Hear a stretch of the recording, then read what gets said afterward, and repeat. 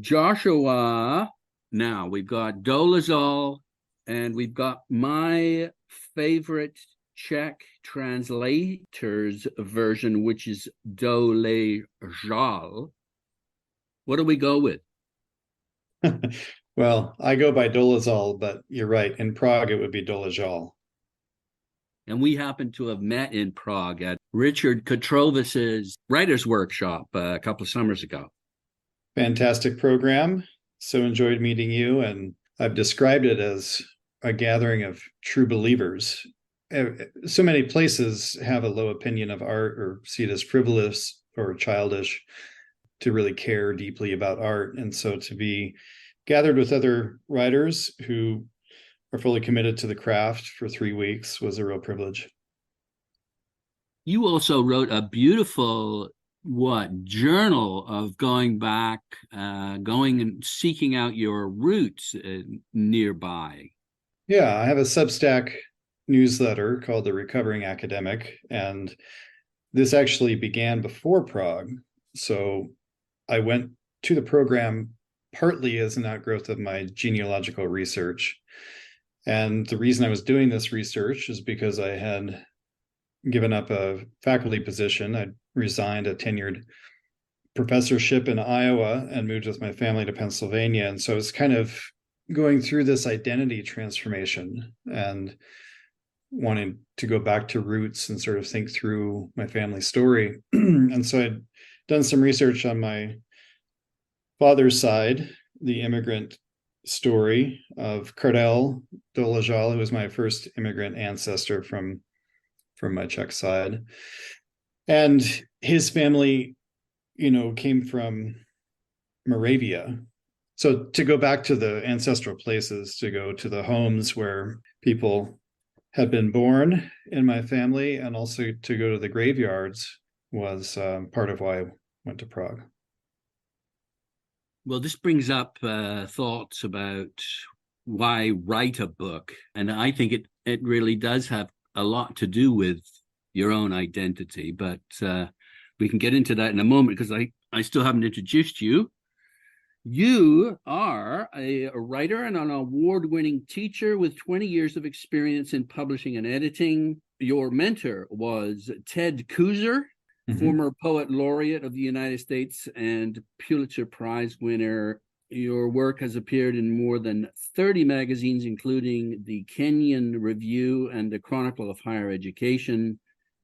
Your memoir, Down from the Mountaintop, From Belief to Belonging, was shortlisted for the 2016 William Saroyan International Prize. We mentioned your Substack called The Recovering Academic. You are also a book coach, which is why you are here today with me, using tools that you have honed over the last number of years as a professional writer.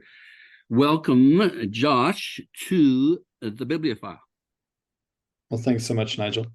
I'm just gonna rhyme off some of the definitions of a book coach that I came across on the internet. Book coach is an editor, a mentor, a cheerleader equipped to help writers at any stage of the writing process. Let's just leave it at that. It brings up Robert Darnton's communication circuit for me, from the writer to the reader, everything in between. Is that what a book coach is? Yeah, I think that's fair. I should say that my own coaching is still fairly new, although it feels completely instinctive. As a lifelong teacher, it's a very natural outgrowth of what I did for 20 years as a teacher. Yeah, what's the difference? Well, the difference is focus. So as a teacher, you're helping students with research papers, or in some cases with personal essays. So it's a question of scale, of ambition, of the level of the writing. So right now I'm working with people who typically have an idea for a memoir, but they need help planning it, coming up with a drafting strategy. But as you said, a book coach can help with any stage of the process. So after a draft is finished, I can certainly come in with developmental editing and help take a manuscript to the next level. So if someone came to me with a manuscript, if someone had written their way to a complete draft and said, I've taken this as far as I can you help me take it further? Then either I could do that as an editor separately, just take the manuscript, do my inline comments and send that back. Or I could do it as a coach through a series of sessions where I might introduce, writing concepts and say, this tool could really improve Like the what? scene. Like what? Well, for instance, defamiliarization is one of those tools that really resonated with my students over the years, and I think is underutilized in memoir in particular. This comes from a chapter in Charles Baxter's excellent craft book, Burning Down the House, where he shares several writing tools for fiction is his intent, but I think it works just as well for literary memoir. So the idea of defamiliarization is incorporating some element of surprise. Horror films do this very well. So you might know The Shining, the adaptation of Stephen King's novel. There's a scene where Jack Nicholson's character goes into this room that he's been forbidden to enter, and there's a beautiful woman in the bathtub, and he embraces her, but she turns into a corpse in his arms, and then he backs away through the door shaking. So that's an example of a surprising reversal, and it haunts you because you didn't see it coming. So something like beauty is suddenly flipped into something, revolting. The writer Ben Percy uses an example from Jaws where, these three characters are sitting in the ship and they're drinking and they're telling stories and they're laughing. And then, one of them tells this very sobering story about a shark attack, and, the whole mood shifts and it haunts you as a result, because you've been made defenseless by the laughter, and then the sobering narrative hits more forcefully. But right. I'll give you one more example from Baxter's chapter that's a little bit more innocuous and perhaps more accessible. He describes going to the funeral of someone he didn't know and listening to the same eulogies that are always told about how wonderful a person this was. And he said what he wanted was a recital of the deceased's failures and oddities, things that make them seem real. So as a result of not getting that, he just immediately forgot the person after walking out of the service, which is the last thing you want from a memorial. So when I wrote eulogies for my grandparents who died a couple of years ago, I wanted to include some of those moments that were rough edges. I wanted to include my grandfather's comb over, which he was convinced was fooling everyone, but would slide off his head at inopportune times and create some comic effect. Or my grandmother, who was a lovely person, and I admired her so much, but she was fairly cruel in her younger years and would terrorize my mother when she would visit by dragging her finger across the top of the refrigerator to see how much dust she could collect. So when you're developing a character, you don't want all the arrows pointing in one direction. You don't want them to be too heroic or too villainous. You want there to be some texture and layers, and some complication. Those are forms that defamiliarization can take as well. Okay. But that would be a tool that I would bring to a writer who already had a manuscript and wanted to level up. I would say the bulk of my work so far has been on the planning stage, and that's, I think, what triggered this conversation, because I wrote a post about how to come up with a 3-part strategy for drafting your book, and that's kind of what I've been doing more of. What is that 3-part strategy? Well, this is what's worked for me, and it's kind of a middle ground between the camp of pantsers, as they call themselves, people who think that it's better to just write blindly. You sit down and you just follow the story blindly wherever it goes. If you have a lot of talent and you don't get writer's block, that might work for you. The other extreme is represented by Lisa Cron, and I believe also by James Paterson. So Paterson is an obsessive outliner.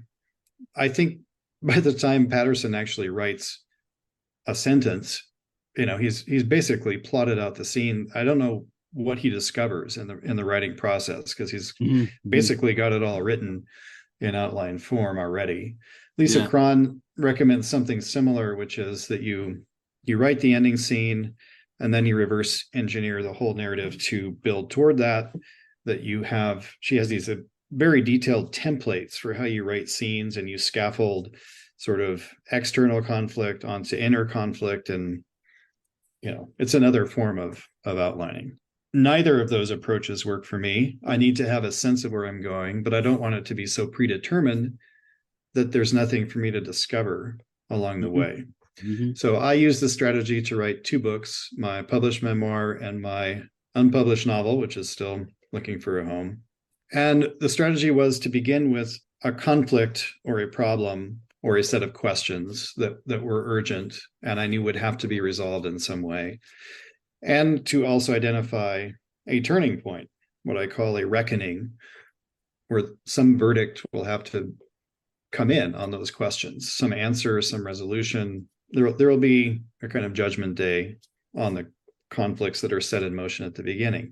Payoff for the reader. For sure. And it could be unresolved. That could be the payoff. Nothing happens, but it will have to go somewhere. And you identify kind of that all hands on deck scene where there will be a reckoning. So those are the 2 really key benchmarks. And then for me, it's helpful to identify some tentpole scenes to get from the beginning to that turning point. So these are, to get to that climax, these things will have to happen. And so you will write toward the first one and then the second one and the third one. And it's more of a sketch than a detailed set of directions. And I believe there's room for discovery along the way. Okay. Sounds to me like this should work for any kind of writing, not just fiction and nonfiction. You just want people to read your stuff, keep reading it, right?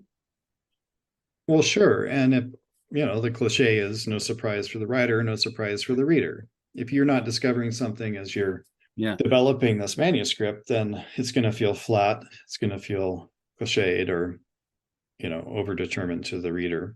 I'll just give you I've been speaking kind of vaguely about this strategy. So I'll give you an example for my novel, which I wrote in 2 months using this strategy, or drafted in 2 months.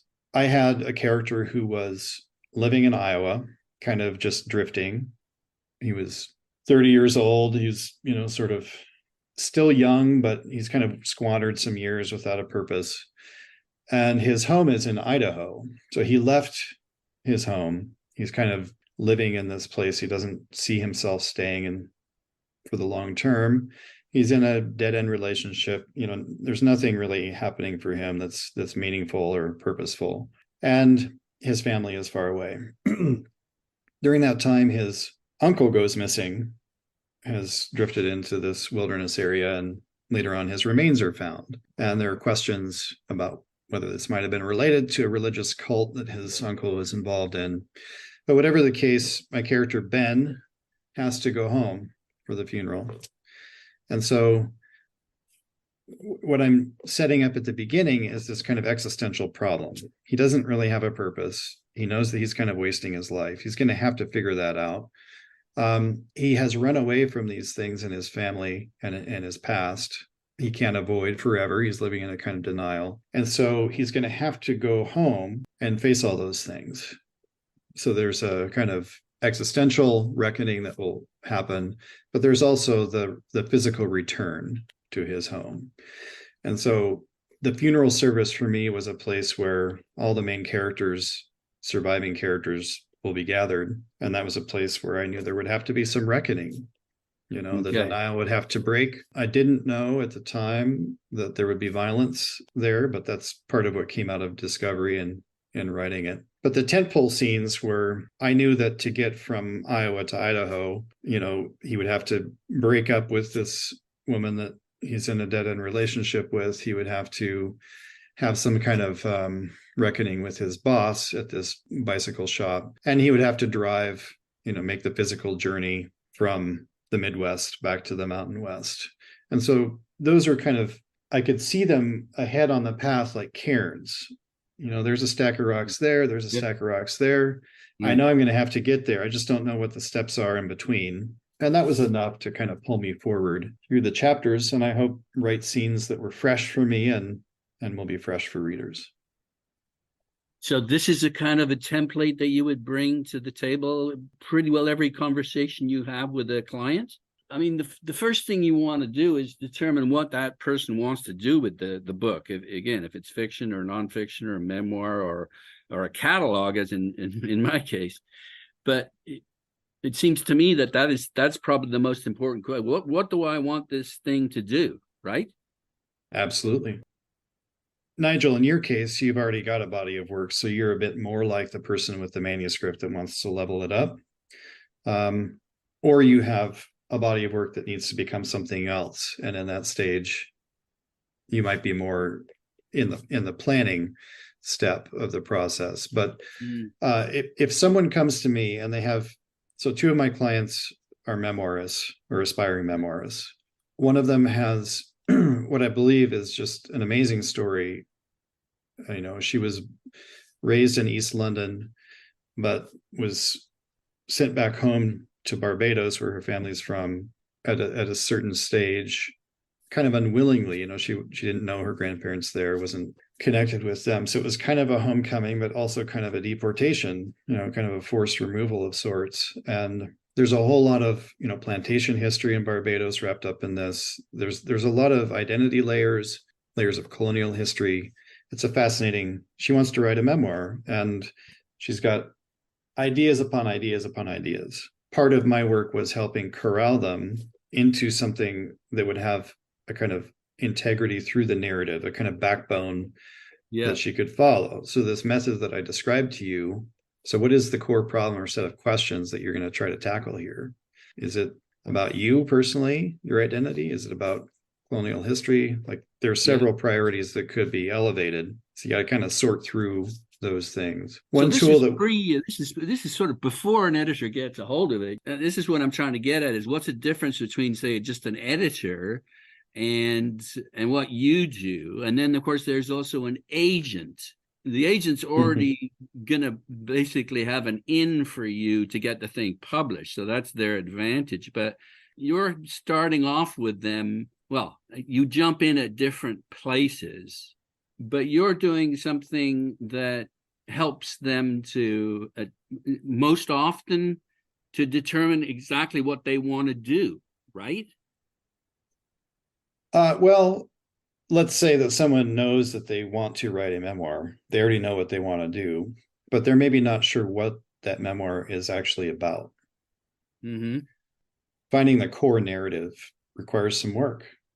A different writer might know exactly what it's about and be able to persevere through the whole drafting process, and then need help with craft, you know, elevating the craft at the sentence level, at the scene level. You're trying to help them to be like a athletic coach. You're trying to help them to be the best that they can possibly be. Is that what you're doing?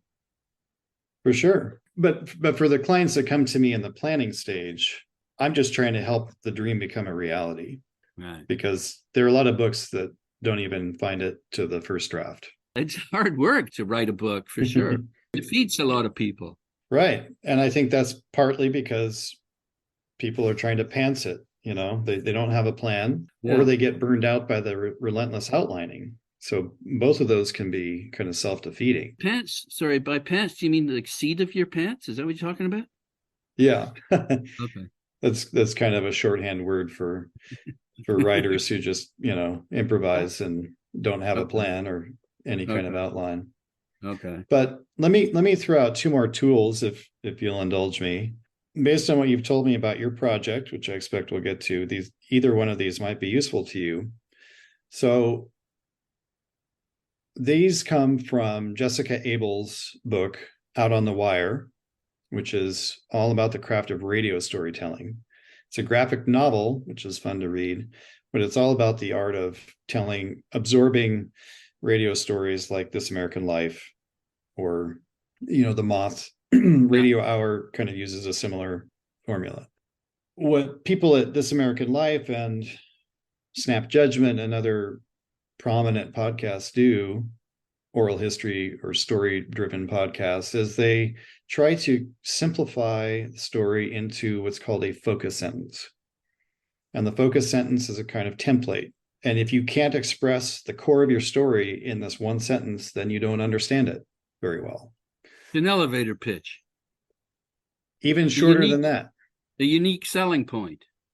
Yeah.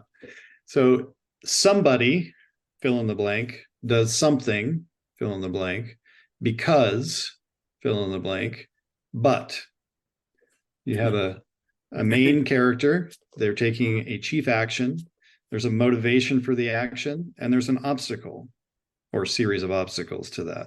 So in the case of the client that I mentioned, this could be an ancestor who's the main character taking certain action, or it could be her going on a quest, for identity.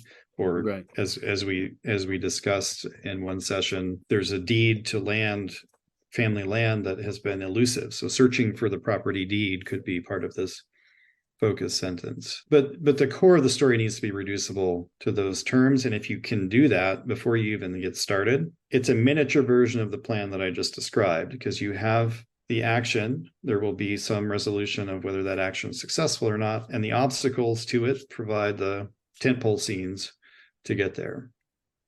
The what scenes? The tentpole scenes. Tentpole. Okay. Yeah. Yeah. So okay. I'm mixing metaphors here, but you can either think of your book as... I was thinking cairns too. You got cairns in there as well. So, okay. Either your book is like a tent that you're assembling and you have the poles kind of holding it up as you assemble it so it doesn't collapse around you, or it's like a journey with the cairns. Yeah, either one of those metaphors will work. Okay. The other tool that I'll throw out is the XY formula, and this might be more like your selling point or selling pitch. I'm writing a story about X. What's interesting about it is Y. That seems really bland, but it's really hard. Let's say I'm doing a story about a homeless person. What's interesting about it is he got into a shelter, got rehabilitated, and is now, got his first full-time job and a home of his own. That's not really what's interesting about it, right? There's no bite to that. There's no surprise. So I'm doing a story about a homeless person, but what's interesting about it is part of him still misses being homeless. Now you got a different hook, right? That's the question you ask yourself. What is actually interesting about this? Right? The XY formula, yeah. Right. It seems to me, though, that what really interests me is the style, how it's told. And that's not something that you can teach. You can't teach style, I don't think. Can you? Well, let's take the example of someone who brings me a manuscript and asks me to take it to another level. Mm-hmm. You're right. I can't from scratch teach someone style, but I can help their style get out of its own way. So, for instance, my mentor, Ted Kooser, has a lovely chapter in his book, Writing Brave and Free, where it's called transparency. And he uses the analogy of an Ansel Adams photograph in a frame. So you're at a gallery, you're looking at an Ansel Adams photograph.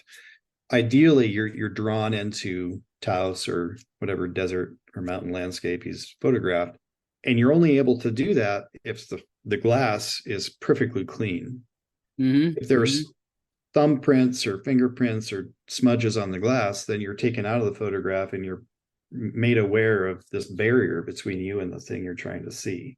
And so whether it's wordiness, whether it is cliche, whether it is redundancy, I mean, there are plenty of examples of someone can have a style, but they can take it over the top to the point where I'm not getting the style, I'm getting the excess, and that's keeping me out of it. What you're telling me is that you zoom in and out as a coach, and not just from the text itself. You can, I assume, zoom right out to the point where, okay, what do you want the book to look like? How do you want to get the book published? What literary agents are you going to identify? This is what you do as well, right? Well, yeah, now we're talking much later in the process. You've got a finished manuscript, you've honed it, you've revised it. And at that stage, I would be able to help someone with a query letter, with a pitch, with a book proposal to a small press. And I would help someone think through the strategy, and they would benefit from some of the mistakes I made with my first book, for instance, where all I wanted was a book, I was an academic. I wasn't trying to make a lot of money on it or anything. I just wanted to hold the thing in my hands. And so I was foolishly querying agents at the same time that I was sending book proposals to small presses. And I was getting some responses from agents, some manuscript requests. And I should have let that run its course. I should have started with just the agents, given the commercial market its due. Right. And if that dried up, I should have moved to the smaller press. But instead, I got an offer from the University of Iowa Press, and I took it. And, the agents, I never knew what would have happened with them. Well, there's nothing wrong with that press, though. No, it's a good press, but here's what I learned from it. When you publish at a nonprofit press, you might have sealed your fate about the commercial market. You might never find your way back to an agent, because an agent wants to make money and they're going to look at your book sales. And the distribution that a nonprofit press sees as successful is very different from the distribution that a New York publishing house does. Right. So my book did fine by those standards, but not well enough to probably impress an agent about the potential of my novel to make them money, if that makes sense. Right. What about qualifications, like to be able to offer constructive, objective guidance regarding this project? It seems to me that anyone can get into this business, right? Like anyone can hold up their shingle and say, yeah, I published a book, and yeah, I'm a book coach.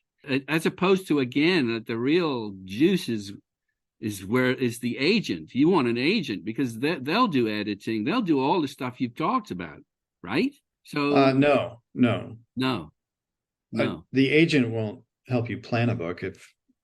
If you can't draft it, an agent wouldn't help with that. They might if you've already got a track record. Let's say that. If they're your next book, I think they might. If you're a successful novelist and you want to bounce some ideas around, your agent would do that for you. Yeah, possibly. But in that case, yeah, those kinds of writers aren't hiring book coaches. True enough. It's debut writers more so who need a book coach. And so your point about credentials is a fair one. I mean, there are certifications that one can get. You can take courses and get a badge of some kind to be a certified coach. I think proof of concept is more important. And so my two long-term clients came from an online creative writing course that I offered. It was only 4 weeks long, but we met for 90 minutes once a week for 4 weeks. And I introduced writing tools to them. I gave feedback on their writing. And two of them asked me, do you offer coaching? And I'd never thought of it. And I said, well, I would for you. And so that's how my business, came to be. And I've since worked with a couple of other clients. One of my Substack readers has approached me about help with preparing an op-ed for the Chronicle, since I've been published there. Another client came from LinkedIn, who was a medical student applying for residencies, needed help with her personal statement, which is a kind of story, professional story. It's a complex document because you need about 700 words, but you have to convey a lot of information in 700 words, and you have to do it in a way that will keep the attention of fatigued admissions committee members, right, who are reading hundreds of these things. And so in all of those cases, I think it was a consultation, or it was a class, or, it wasn't my resume that convinced them. It was a sense, this is a good fit. This is somebody who knows what they're doing, who can help me get to where I want to be. So that's why I offer, if you have a book project, I'll meet with you, for a free consultation and just give you a sense of how it'll go. And of course, at any step along the way, you could find another book coach. It's the same as hiring an attorney, right? You're nowhere near as expensive as an attorney. That's true. Yeah. And I guess, again, it's like any kind of partnership or relationship. You're going into it looking for a whole range of different things, right? You want specific advice. You want big picture. You want hand holding. You want cheerleading. You want a whole bunch of stuff. It depends on the client.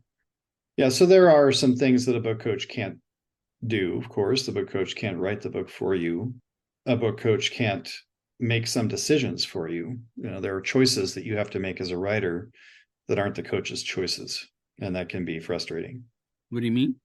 Well, for instance, in this case of a personal statement for med school, there sometimes if you give your draft to multiple mentors, you'll get competing advice. Somebody says, oh, you should open with this. Someone says, oh, you should open with that. I, as a book coach, can offer my opinion, but I can't tell you for sure that this is the superior method, because it could be for one program application. It could not be for the next one.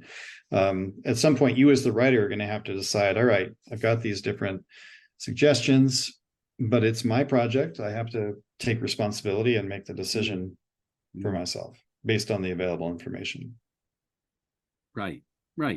And what do I want the book to do, and how do I want to tell my story? I guess the other thing that's interesting too is the book coach. I mean, correct me if I'm wrong, but you kind of need to know what's going on in the whole sort of field, the whole industry, the marketplace. That's part of your job too, right? Yeah, well, so I had another friend approach me. This is not a client, this is just an acquaintance, writer friend who has a draft and is thinking about publishing it, and said, I really want to get this out one way or the other in the next year. Right. I set the goal for myself. I met the goal, gave myself a break, did the Stephen King thing of put it on the shelf for a few months, come back to it with fresh eyes. I'm going to revise it, and then what are your thoughts on next steps? Now, I gave him some advice that may have seemed discouraging. I said, well, you could hire me or some other developmental editor to really help you polish the thing, to put the best face forward, but you might also give some thought to just what has commercial appeal right now before you even go that route. Because querying agents is just a thankless task. It used to be that when you queried someone, they would do you the courtesy of replying, but that's not true anymore. Right. Most people just won't even bother to reject your manuscript. Yeah. They'll just ghost you. So you might be able to grind away at it. Like a lot of people are good at, just send out 5 queries a day or whatever, as long as you need to.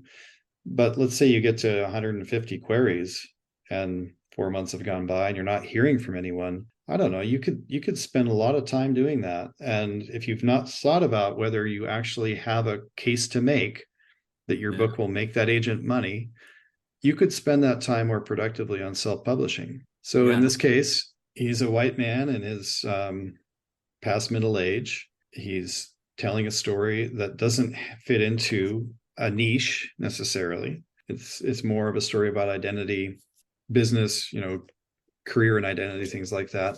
It's compelling. I've read it. I think it's good writing, but I also think my novel is good writing. And I've queried over 100 agents for that, and I've had 2 full manuscript requests out of all of that. So to your point, you read writing for the craft, but I'm not sure that's how a lot of commercial writing gets published. It gets published more so on theme or topic. And if you're writing a memoir and you're not Prince Harry and you don't have 17,000 followers on Twitter or Instagram at a minimum, you're at a real disadvantage. How are you going to convince the agent? And in that case, you might be better off either channeling your energy into self-publishing if your goal is to just have the book in whatever form. Have the book, and then have it hang around for 50 years, and then have someone discover that book, and then everyone gets excited and they have a big publishing firm jump on it. Right? Is that what you're talking about? Yeah, I mean, that might be a good scenario, but the dream, I'm sure I suppose there are plenty of narratives moldering in drawers that were never discovered as well. Right. No, but my point was to him, first, reality check. You're not going to query an agent and have this out in the world in a year. So if you really want to run the gamut of agents, plan for 2 to 3 years for that process to run its course. Pretty thankless, did you say? That can be tough to hear. Well, getting on to then the purpose of a book, like you're going to go to a book coach.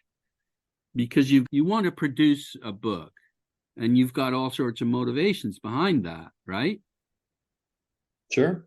Some of them Uh, personal, maybe some of them financial. yeah, which is one of my projects is, okay, I want to do a catalog of the podcasts that I've produced over the years. And a catalog is a sales document. So I've got that in my mind, but I also want to write as well as I can about what I've done over the last 10 years or so. So I can be proud of a beautiful book that I've produced. So maybe they conflict with each other or don't complement each other. I don't know. So I would go to you, the book coach, and say, well, what do you think? What do you say? Yeah. Well, so the catalog itself, I suppose, would be a document more like this personal statement it's a shorter kind of document, right? But it's meant to encompass the bigger archive. Now you say a book, so I don't know if you're talking about a collection of transcripts or if you're talking about something more like an album. If these are podcasts, if you're doing an audio album of sorts, that is prefaced by a catalog or some kind of textual introduction. Which of those do you mean? It'd be more of it would be descriptions of each podcast, beautifully designed with an introduction, and it's a catalog. It's a catalog of the collection. Yeah. So the question is, what do I put in there? What do I put in there? I want to convince someone that this has value, but I also want to have something of myself and my own activities and my life experience in there. So I'm asking you as a book coach, what would you do? Well, so I've done a little looking, Nigel, and you have 650 episodes. Would you be making any choices, or would all 650 be going into this catalog? Well, I kind of would like my whole oeuvre to go into the catalog, be a big fat catalog. That's my initial take, but I'm interested in hearing what the book coach has to say. Yeah, so that's where I wonder about the potentially diminishing returns of the size of the catalog. So as I understand it, you're going to use this to hopefully attract buyers who would have access to this archive, to the full oeuvre. How many people who would purchase that would have 650 hours to devote to listening to the whole thing? Would that be perhaps a formidable obligation that they would feel they were taking on by purchasing it? Would it be perhaps better if you had the 100 best? No, I'm thinking description of each one of them, short description. They can leaf through that, and then I would spend my introduction convincing them that, yeah, actually, this has got research value. The conversations are worth studying, and they provide some interesting information about the book at the turn of the 21st century. All right, so the last bit is really interesting. So the research potential, I like these two things. So you gave me a little snippet of what it's about, and I want to kind of follow that thread. The book around the turn of the century. So that would be a starting point for your narrative. But the other thing that I was perhaps misunderstanding earlier, this is not a catalog that you would expect a buyer to digest in full, but it would be more like access to a database. So if someone were to pay a subscription to a database for research purposes, they would have a vast archive, but they would never read all of it. It would just be there if they had a particular question they wanted to answer or something to explore. They could, and the depth and the scope would be the appeal in that case. You wouldn't want a limited archive for research. Is that fair? Yeah, it'd be like Sting's backlist. That's what we're talking about. But Sting's backlist, and I'm doing a little description of each one of the songs. Well, but now we're I think confusing the two metaphors, because earlier I was thinking in terms of Sting and the more curated kinds of best of, right? That Right, But but he sold his archive, Josh, for $300 million. He sold okay. backlist, and various other quote artists have been selling theirs for enormous amounts of money. So this is content that has some value. So again, in terms of Yeah. looking at the book that I want to produce, yeah, I want it to sell the value of something. And so I need advice on how best to go about doing that. Okay. Are you ready for a little tough love? Love, tough love. Yeah. I might start Sting's crying though. I might start crying. but your mention of Sting is really interesting because Right. here's somebody who is a global celebrity who can sell a backlist with no curation. Right. But the typical approach for even a musician with some appeal, take a Yeah. smaller, I don't know, take a lesser known, take Nick Drake, for instance, I think a pretty solid musician, but kind of more on the indie circuit, definitely nowhere near the universal appeal of Sting or U2 or Right. something like that. Right. Right.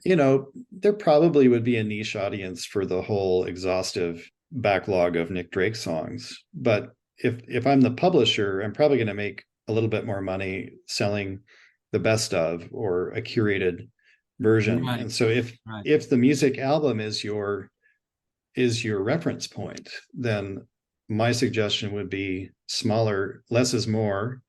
Mm-hmm. You've got already on your website some highlights. You've got Margaret Atwood and some other heavy hitters that you've already kind of Yeah. featured. So Yeah. think about a series that would have that kind of appeal where it's don't want to undersell myself, but I wouldn't be in that list, because I don't have reach. No, Nobody knows who I am. but Josh, we're talking about a book coaches here, and that's interesting. Like I'm trying to document all the different roles that are played along Darnton's communication circuit, and this is one of them. So, again, it's like my approach with this catalog in terms of selling its value is, yeah, I'm trying to document everything or all sorts of interesting things that are going on with the book at this time. So, yeah, please don't undersell yourself. Well, so here's the frustrating thing that a coach might tell you. You could make one of two choices or five choices on this spectrum. One choice would be no curation whatsoever. It's the whole enchilada, the whole archive. Take it or leave it. These are all, My this is descriptions of 600 plus Yeah. an introduction that says, here's what we're doing. We're documenting what's going on. This has value, and maybe you should look at it. Well, if it were the Sting backlog, then the reason someone would buy that would not likely be for research. It would be for Yeah, fandom, resell. for enjoyment, right? So Yes, exactly. in your case, the full backlog I think makes more sense if you're able to pitch it as a research tool for someone Yes, who wouldn't digest the whole thing for recreational purposes, but actually this might be a scholar or someone who's a kind of independent a bibliophile. researcher. Yeah, a Yeah, bibliophile, exactly. So you have a better sense of what that audience is. However, I think the full archive would likely sell fewer copies than a more curated version that were smaller, that had a clearer kind of narrative to it, that wasn't just everything. So those are I'm choices not that you trying to could sell make. the catalog though. That's the thing. I'm not trying to sell. I mean, I'm going to do 100 of these maybe. I don't Okay. care about the sales of the catalog. I don't care about who buys it. It's Okay. mostly it's just a sales tool, but also a memoir at the same Yeah. time. I'm Okay. I don't expect this thing to be it's not going to be its bestseller. I understand that. There's maybe 50 people in the world that are going to be at all interested in this book. Well, there you go. That's Yeah. it. You may or may not be one of them. Probably not. Well, we'll see. Well, that's helpful, Nigel, because in that case, your goal is not to maximize or optimize marketing or sales. So that clarifies the choice. So the curated version, the best of, is not for you. What you really want is to preserve the integrity of the whole for personal reasons. And then if there is commercial value, so be it. But if there's not, you'll live with that. Is that fair? Yeah, and again, I think the document is designed to describe what I think the value of the work is. Yeah. So that's where we would direct our attention then, is to Yeah. this document. And you Right. said a sentence some time ago, history of the book around the turn of the century. Can you elaborate on that?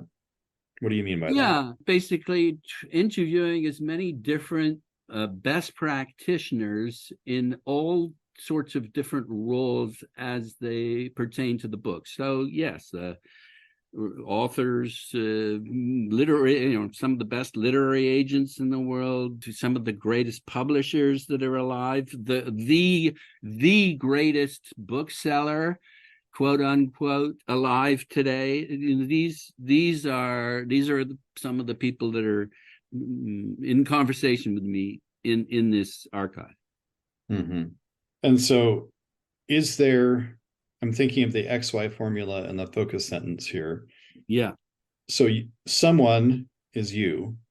So Nigel Beale does something, interviews people. Yeah. Because, what's the because? The book? Mania. Book love? Mania. Mania. Obsession. Yes. Yeah. Passion. Okay. And what's the but? So Nigel interviews people. But no one gives a shit, Josh. No one gives a shit. No one gives a shit. That's the but.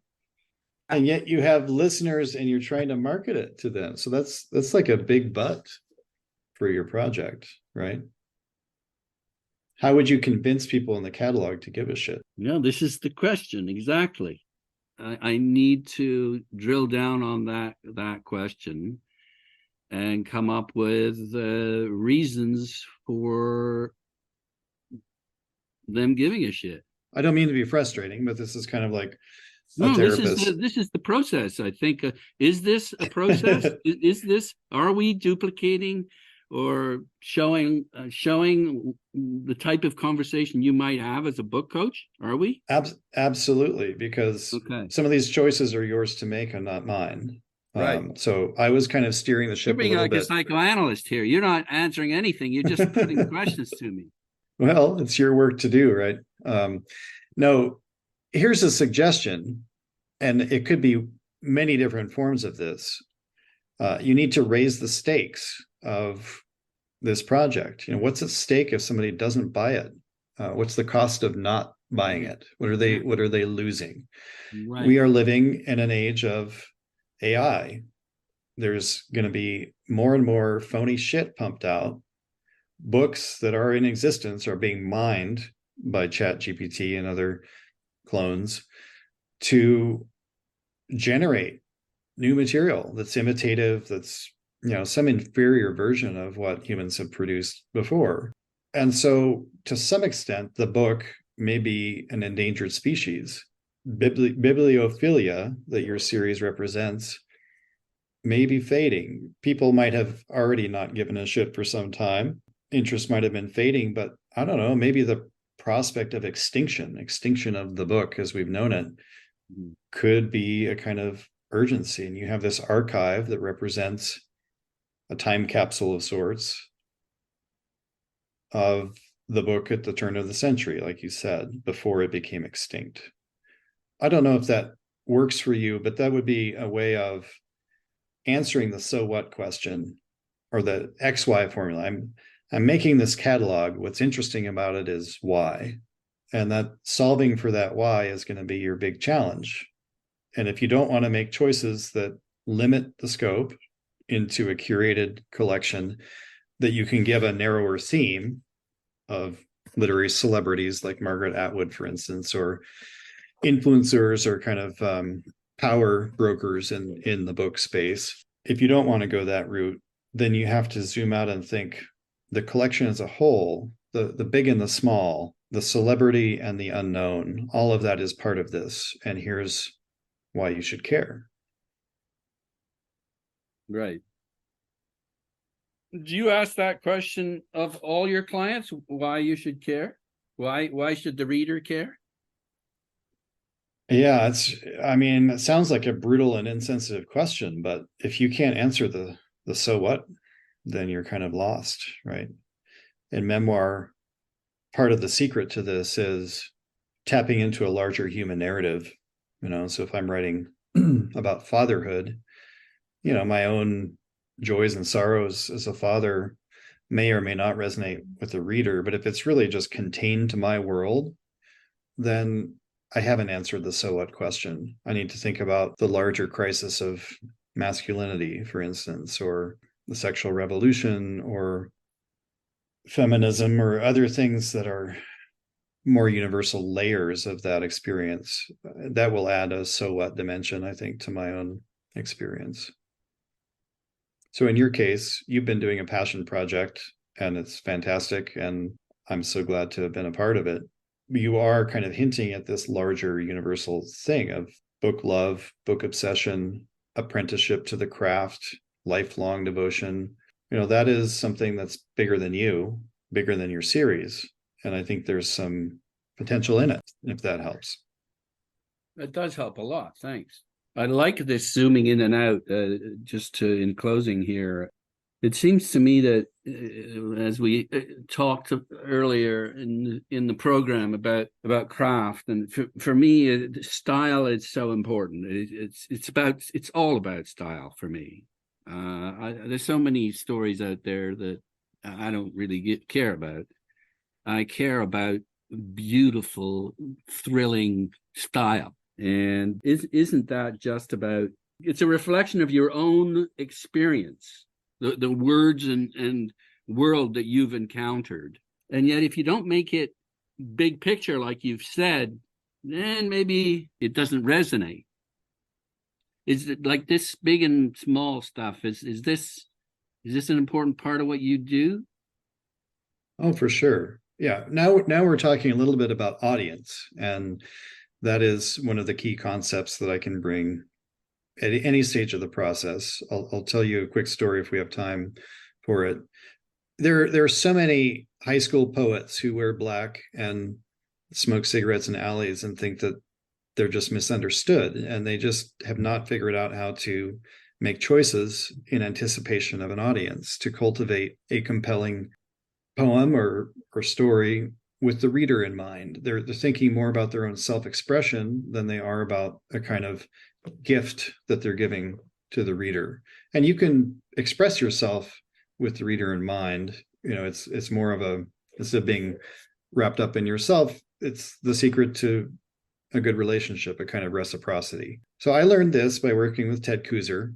This was a watershed moment in my own writing development because I had written a lot before that and hadn't really published much. And I kind of had this adolescent idea of being misunderstood. I was writing an essay about firefighting. So I grew up in Montana and I fought forest fires with the Forest Service through the summer months as a college student. This is part of how I paid for college and graduate school. And I had a lot of fun experiences getting sent. I got sent to Northern Alberta one summer. I've written about that. I was sent to California and Arizona many times. And so you go to these camps and they're kind of like tent villages with abominable porta potties and all kinds of things.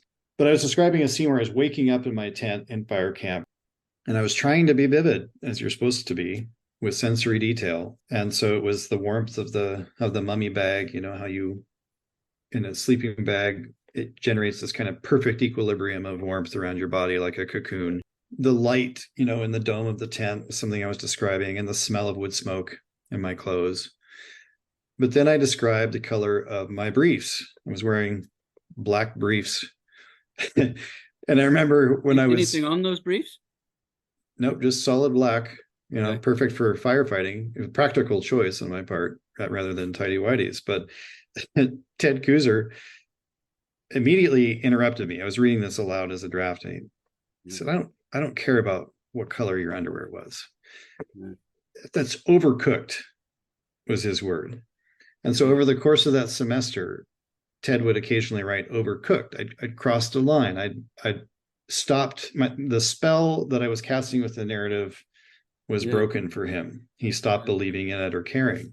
And so I think that's the negotiation that all writers are looking for. And then maybe part of what you're looking for in the catalog. Who is your audience? Can be a small audience, but are there choices that you can make along the way to not break the spell for them, or to not add something that's overcooked or too much or unessential? So those are choices that I think all writer makes at different stages. Okay, so how do listeners cook with you? How do they cook with this book coach? Tell me how. Well, you can go to my website, joshuadolezal.com. That's spelled Dole as in the pineapple, Z as in zebra, AL.com. Or you can look for my Substack, The Recovering Academic, joshuadolezal.substack.com. Or you can just send me an email at dolezaljosh@gmail.com. And I would be happy to set up a consultation for anyone with a large project like a book. Just talk for 30 to 50 minutes and see if I can be helpful. This conversation would be kind of a good barometer of that as well for someone listening. Yeah, and exactly. It's proof of concept. If you present your problem to me and I can give you some workable tools and a plan that sounds good, and it seems like we hit it off, then there might be a future there. Beautiful. Lovely to talk with you about this interesting. Is it new? Is book coaching new, or is it? Relatively, yeah. I think the last 10 years maybe it's become more common. Yeah, a lot of it has to do with the competition in the commercial marketplace and the opacity of how those gatekeepers work sometimes. I think optimizing your odds to land an agent. Thanks again. Well, thank you, Nigel. Thanks for having me.